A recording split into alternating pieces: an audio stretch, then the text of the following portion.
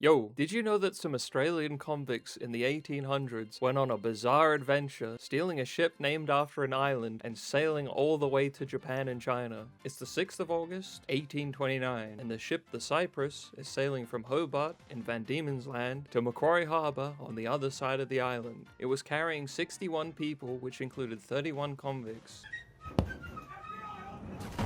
But the big problem, a lot of the convicts, believe it or not, didn't want to go to their destination, Take him to Macquarie Harbour, No!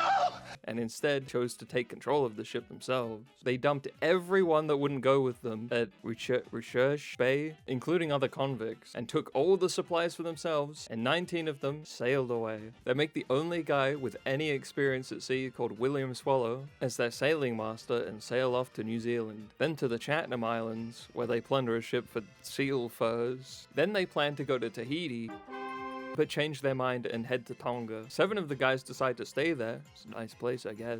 But the rest of the crew have a really bright idea. Sail to China, make it to a port, and then somehow get themselves onto a boat back to Britain. In 1830, they end up making it to East Asia, but not where they were planning. They were running low on supplies, and they end up landing at Mugi on Shikoku Island, Japan.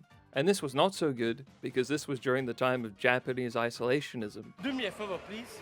Get out of here.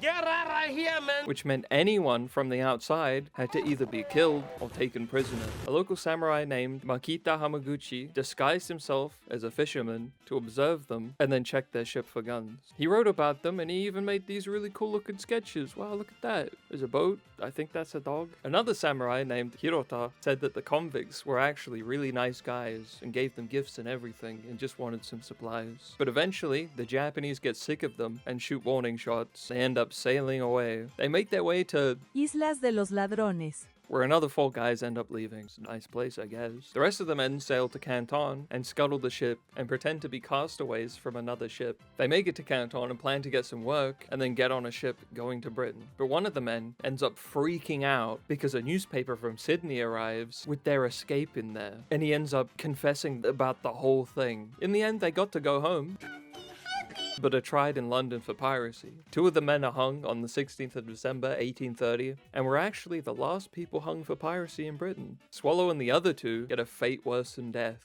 They were shipped back to Hobart. There's actually a lot more to the story than I could fit in here, and I 100% recommend looking into it. And thanks for the support again on the YouTube, TikToks, and surprisingly as well, the Instagram.